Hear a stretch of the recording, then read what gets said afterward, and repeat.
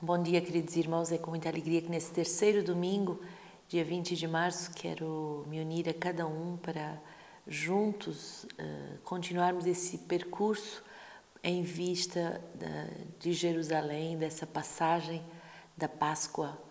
E estamos nos preparando com o Santo Padre, com toda a Igreja, para um momento muito importante, que é a consagração da Ucrânia e da Rússia ao Imaculado Coração da Virgem Maria. Tinha sido um dos pedidos de Nossa Senhora em Fátima, numa das aparições, e eis que agora, de uma nova forma, uma forma mais precisa, o Santo Padre vai pedir que todos nós nos unamos no dia 25 de março, esse é o momento de oração. Então, vos convido a escutar essa oração muito forte que presenciei e que pude rezar com o Papa na última audiência da quarta-feira em Roma, em que ele pedia perdão, perdão, perdão pela guerra.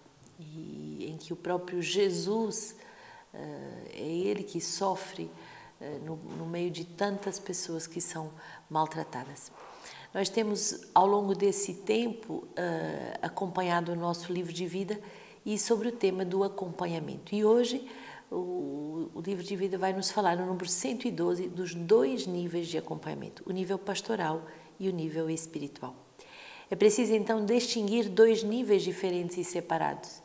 O acompanhamento pastoral realiza-se com o servo da casa e com o moderador geral, responsável da comunidade ou seu representante, e diz respeito ao nível do foro externo de cada comunitário. São evocados particularmente a vocação e a missão, a vida comunitária, os carismas, o chamado de Deus, os engajamentos, o plano relacional, tudo o que aparece no testemunho e na vida social do membro da comunidade. E o acompanhamento espiritual realizado a nível do acompanhador pessoal do comunitário em relação com o foro formador geral ou seu representante e diz respeito ao nível do foro interno do comunitário.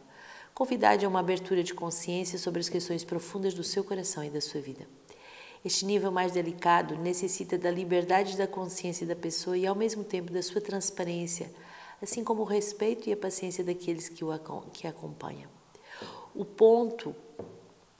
pontos abordados são necessariamente a relação com a vida comunitária, relacional, o crescimento da vida espiritual e a liberdade do ser.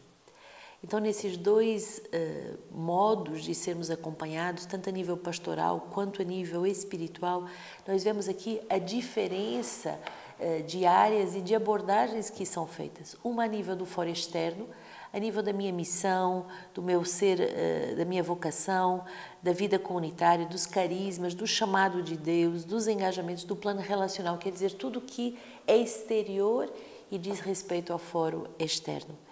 E também tudo o que é mais íntimo e mais profundo diz respeito ao foro interno e trata-se no acompanhamento espiritual.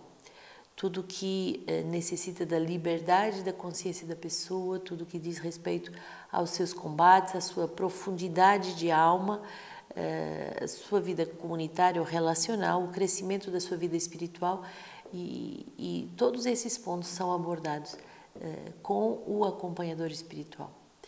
Enquanto que o acompanhador pastoral é delegado do moderador geral, o acompanhador espiritual é delegado do formador geral. É essa linha de formação mais interna do acompanhamento espiritual.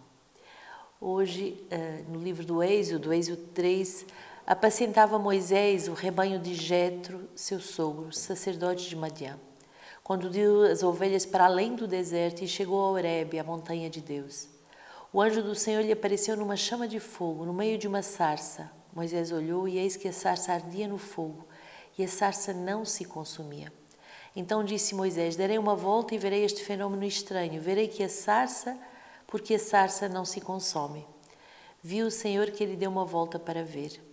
E Deus o chamou do meio da sarça e disse: Moisés, Moisés. E este respondeu: eis-me aqui. Ele disse: não te aproximes daqui, tira as sandálias dos pés, porque o lugar em que estás é uma terra santa. Disse mais: eu sou o Deus dos teus pais, o Deus de Abraão, o Deus de Isaque, o Deus de Jacó. Então Moisés cobriu o rosto porque temia olhar para Deus. Então o Senhor disse: eu vi a miséria do meu povo que está no Egito. Ouvi o seu clamor por causa dos seus opressores, pois eu reconheço as suas angústias. Por isso, desci a fim de libertá-lo das mãos dos egípcios, para fazê-lo subir daquela terra a uma terra boa e vasta, terra que mana leite e mel. Moisés diz a Deus: quando eu for aos filhos de Israel e disser, o Deus dos vossos pais me enviou até vós, e me perguntarem, qual é o seu nome, que direi? Deus disse a Moisés, eu sou aquele que é. Disse mais, assim dirás aos filhos de Israel, eu sou, me enviou até vós. Deus disse ainda a Moisés, assim dirás aos filhos de Israel, o Senhor, o Deus dos vossos pais, o Deus de Abraão, o Deus de Isaque, o Deus de Jacó me enviou até vós. Este é o meu nome para sempre, e estará sempre a minha herança de geração em geração. Esse momento tão bonito de revelação do próprio Deus através da sarça ardente, que representa a sua presença real, podemos considerar hoje a adoração eucarística, é o momento em que temos a revelação do nome do Senhor. O tetragrama, o Yahvé, é impronunciável para um israelita, para um judeu, porque justamente é um nome que representa uma identidade que nos ultrapassa. Quando conhecemos para um judeu o nome de alguém, somos íntimos dessa pessoa e podemos, de certa forma, dominá-la, tê-la diante da nossa presença quando queremos, porque podemos chamá-la. O nome de Deus, ele é inefável, ele é o totalmente outro. E aqui o Senhor vai revelar o seu nome. Eu sou aquele que sou. O pai vai dizer a Santa Catarina de Sena, filha, tu és aquela que não é e eu sou aquele que sou. Quer dizer que nós somos aqueles que não somos, aqueles que não somos plenos da graça, aqueles que não somos capazes disso ou daquilo, aqueles que não somos cheios da bondade, da capacidade de ser castos, puros, obedientes, pobres, mas Deus é. E Deus quer comunicar-nos todas essas graças. Através da sarça ardente, desse lugar santo, diante do qual devemos tirar as sandálias dos nossos pés, isso é, entrar com todo o respeito, com toda a veneração, podemos perceber a nossa pequenez, o nosso nada e a grandeza de Deus. Por que é que fazemos agora tempos de novenas, de súplicas a Deus para o fim desta guerra? Por que é que suplicamos a paz, o dom de Deus? Porque nós somos aquele que não somos e Deus é aquele que é. Durante aquele que acompanha uma alma, também fazemos a experiência desse mistério. Só aquela alma pode ser revelada por Deus, só Deus pode revelá-la. Ela é um mistério aos seus próprios olhos. E só Deus pode profundamente acompanhá-la naquilo que ela é, no mais íntimo do seu ser, isso é o acompanhamento espiritual, mas também naquilo que ela faz na sua missão, no seu apostolado, isso é o acompanhamento pastoral.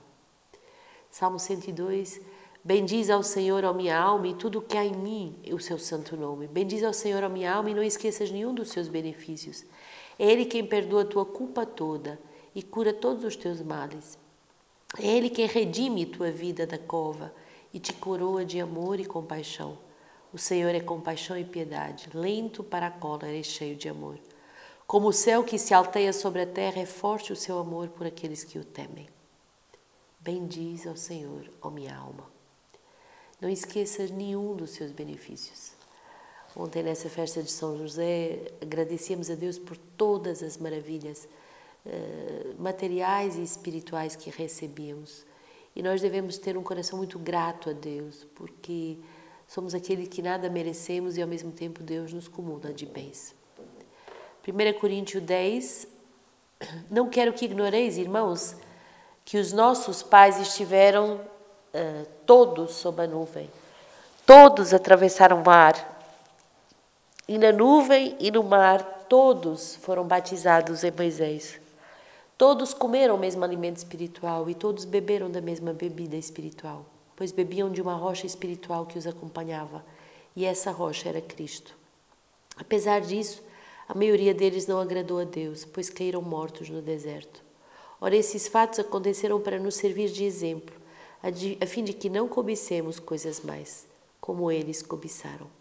Não murmureis, como alguns deles murmuraram, de modo que pereceram pelo exterminador. Estas coisas lhe aconteceram para servir de exemplo e foram escritas para a nossa instrução, nós que fomos atingidos pelo fim dos tempos. Assim, pois, aquele que julga estar de pé, tome cuidado para não cair. Esta palavra de 1 Coríntios, uma palavra de São Paulo, que vai nos alertar que todos somos conduzidos pela presença de Deus. Essa nuvem que está sobre todos, que nos guia, é a imagem da unção de Deus, da presença de Deus, da sabedoria de Deus que nos envolve e nos guia. E todos somos alimentados pelo mesmo alimento, o mesmo alimento espiritual, a mesma bebida espiritual. E certamente, tal como que a sarça ardente evocava a presença eucarística, aqui também temos a presença eucarística através do pão e do vinho que se dão em alimento, que são evocados. Esse alimento que não só nos sacia, mas também nos guia, nos revela, nos cura, nos liberta e nos liberta de todo tipo de murmuração. Eucaristia quer dizer dar graças. Devemos aprender a ser um povo que louva a Deus, que dá graças a Deus. E justamente essa palavra vai ser muito importante. Aquele que murmura entra sob a opressão do exterminador. Aquele que murmura entra sobre a opressão do exterminador, enquanto que aquele que louva está justamente nessa alegria de ser conduzido por Deus.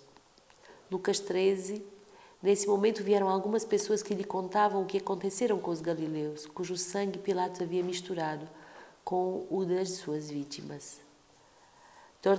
Tomando a palavra, ele disse: acreditais que por terem sofrido tal sorte, estes galileus eram mais pecadores do que todos os outros galileus? Não, eu vos digo, todavia, se não vos arrependerdes, perecereis todos do mesmo modo. Ou os 18 que a torre de Siloé matou em sua queda, julgais que a sua culpa tenha sido maior do que a de todos os habitantes de Jerusalém? Não, eu vos digo. Mas se não vos arrependerdes, perecereis todo de modo semelhante. Contou ainda esta parábola. Um homem tinha uma figueira plantada em sua vinha. Veio ela procurar frutos, mas não encontrou. Então disse ao vinheteiro: há 3 anos que venho buscar frutos nesta figueira e não encontro. Corta, porque há de tornar a terra infrutífera. Ele, porém, respondeu: Senhor, deixa ainda este ano para que eu cave ao redor e coloque adubo. Depois talvez dê fruto, caso contrário, tu a cortarás.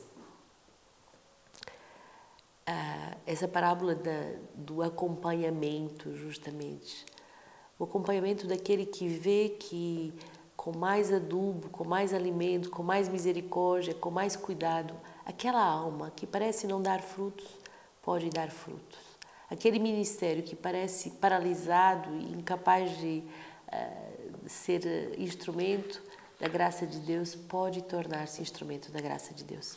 Por isso, devemos verdadeiramente ter essa alegria de escutar a palavra de Deus, essa alegria de deixar Deus reagir, deixar Deus nos conduzir, deixar Deus nos educar também através do acompanhamento espiritual, que muitas vezes nos dizem, os nossos acompanhadores: deixa mais um ano, deixa colocar mais adubo, deixa ser cuidado para que possas dar fruto.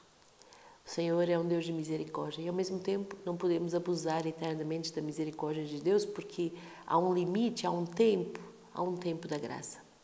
Aqui na parábola, caso não dê fruto daqui a um ano, poderá ser cortada.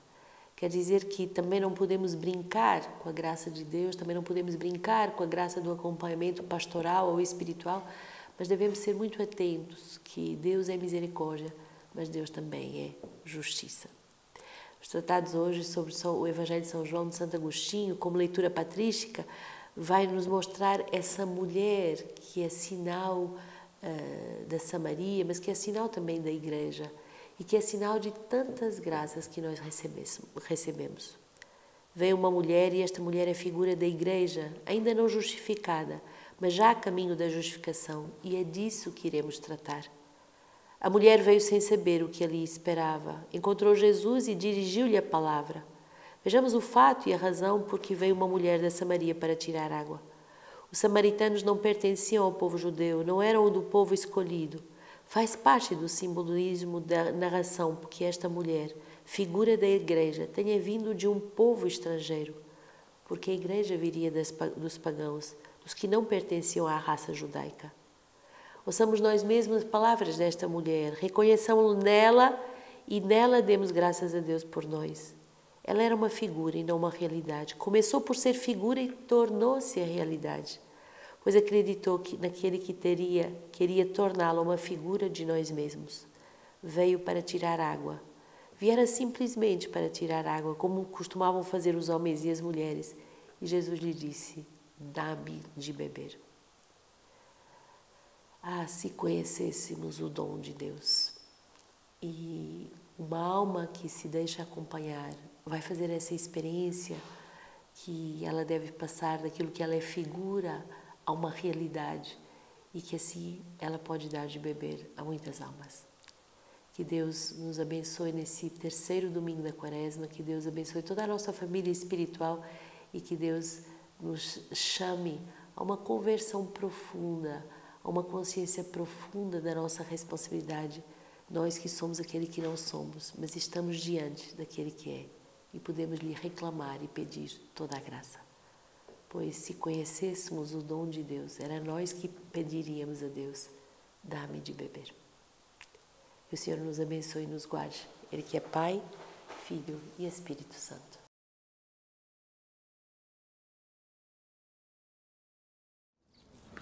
O Papa Francisco decidiu consagrar a Rússia e a Ucrânia ao Imaculado Coração de Maria no próximo dia 25 de março. Este é um ato cheio de significado nestes tempos conturbados que vivemos. Este é um ato profundamente ligado a Fátima e à sua mensagem. Ligado a Fátima e à sua mensagem porque neste lugar Nossa Senhora pediu precisamente a consagração ao seu Imaculado Coração. Um ato ligado a Fátima porque este é um lugar profundamente unido ao Santo Padre, e este é um ato do Santo Padre, é a vontade expressa do Papa Francisco, mas uma ligação a Fátima ainda, porque este é lugar de paz, lugar onde diariamente se reza pela paz. Este ato de consagração pretende, nestes tempos, ser uma prece pela paz no mundo e, concretamente, pela paz na Ucrânia. E por isso, aqui no Santuário de Fátima, preparamos-nos desde já para este tão importante ato de consagração que o Santo Padre fará em Roma, enviando também um seu legado para o fazer aqui na Capelinha das Aparições.